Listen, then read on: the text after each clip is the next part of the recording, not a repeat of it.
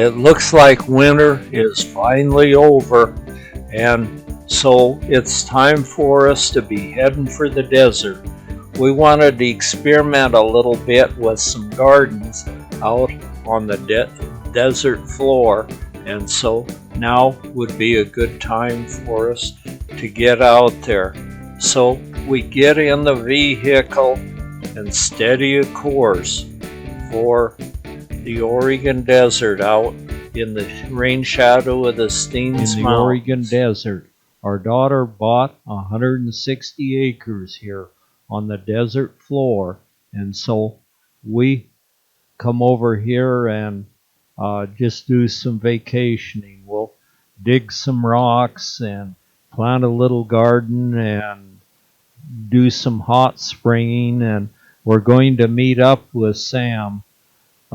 Sam is a person I worked with as a park ranger for a lot of years. And so it'll be nice to meet up with him and we can go do a few things around the area.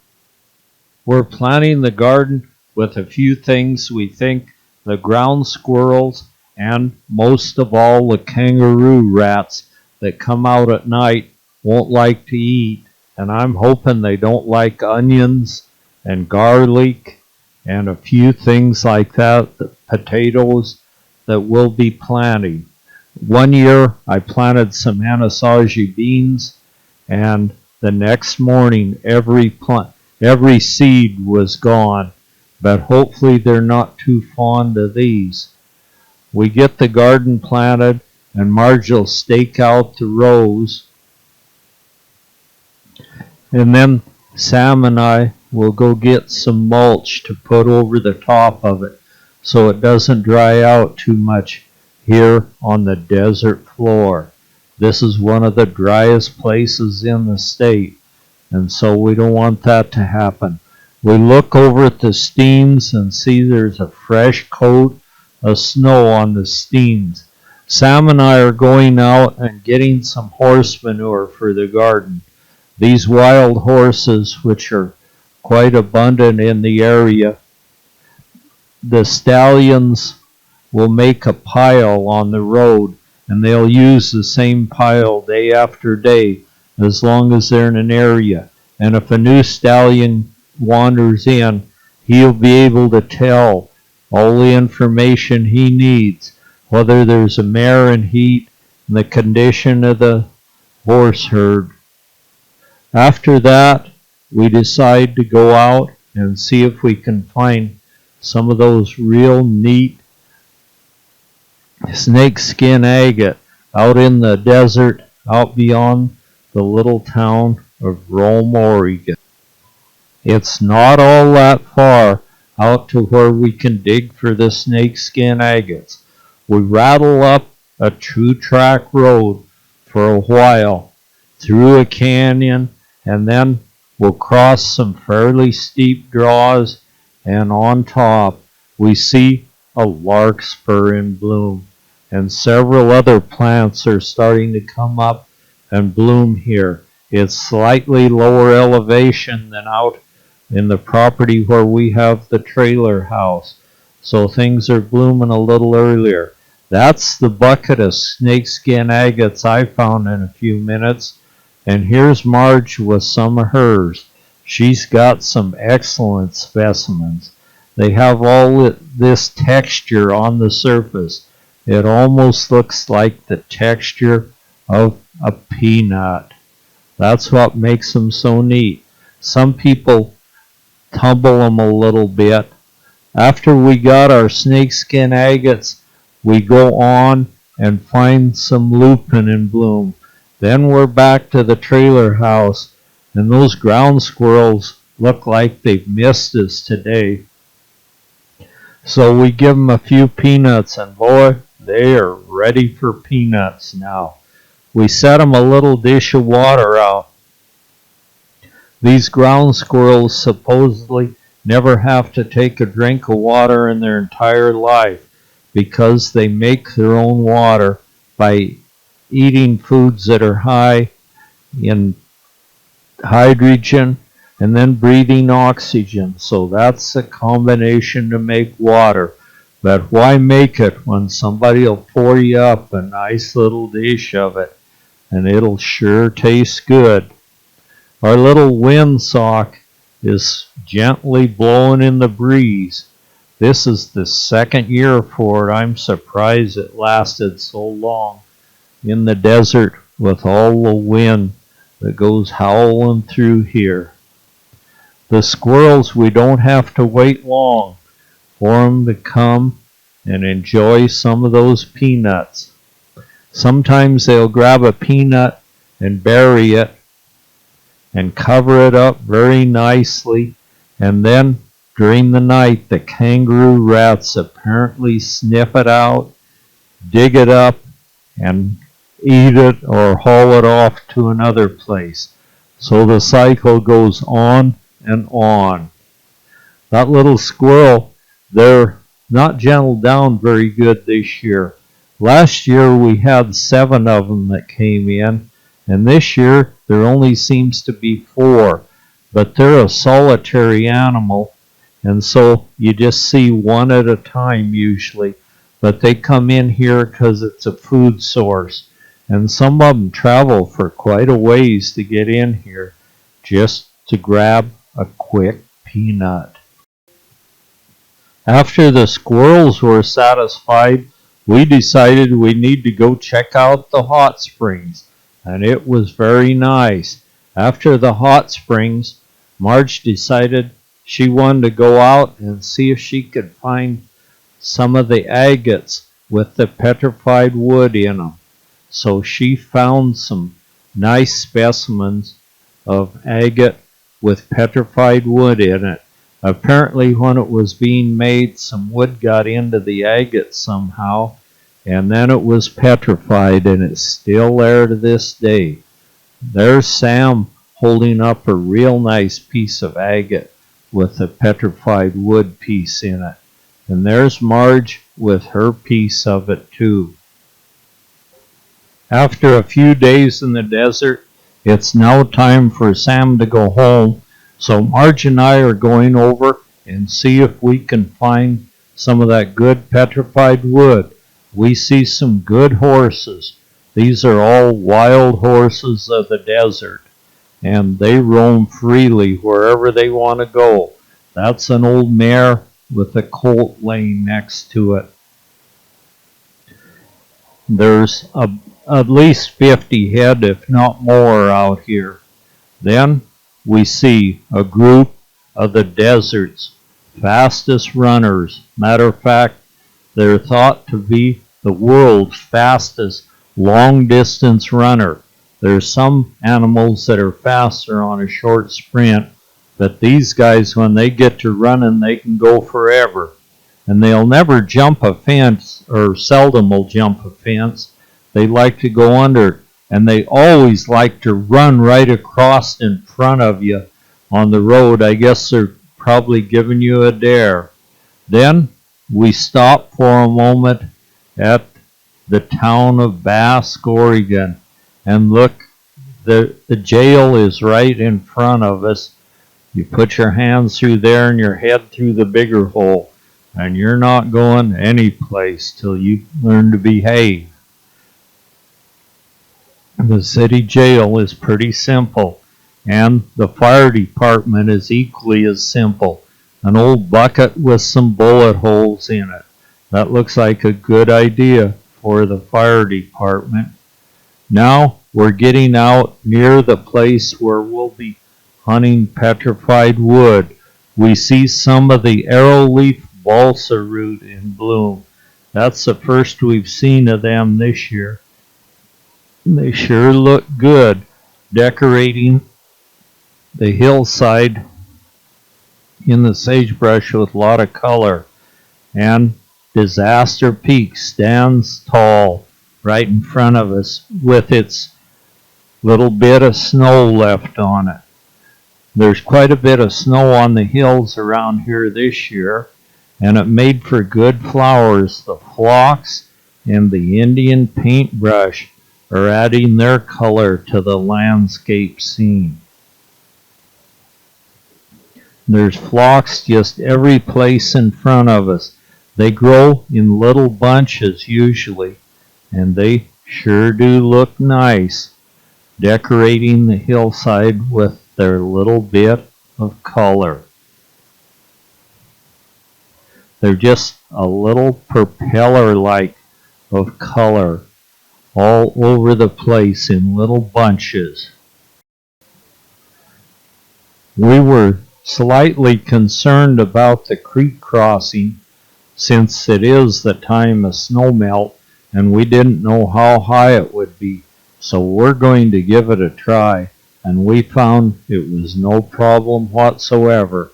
It's just almost a normal height, so we just go right across it and up the bank on the other side over to the mountain where we're going to hunt this petrified wood.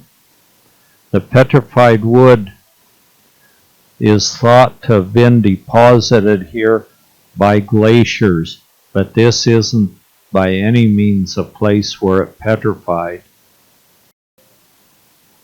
Across the creek and up the bank on the other side, as we're getting closer and closer to the petrified wood.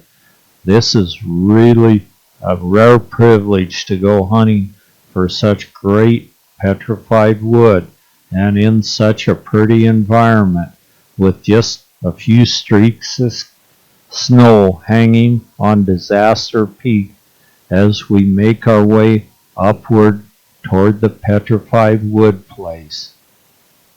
And this is a place where we find plenty of it. I've hunted for petrified wood all my life and seldom ever found any, and never any as good as this till now, and Marge has started finding it. She just takes her little tool and rakes through the soil. Sometimes it's a rock that comes up, but usually it's a piece of this very good petrified wood that she finds, and it's really hard. When you hit it with your hammer, you can hear it ring really good since it's harder than the rocks around. And when you get experienced at it, you can almost tell by the sound your pick made whether you're finding petrified wood or not. Marge has found several pieces of it here, and this is very strictly regulated. You're allowed only 25 pounds per person per day, and that's about a half a bucket full of buckets the size we're using. And you're allowed 250 pounds total in a year. But she's really going at it here. This is one of her favorite things to do.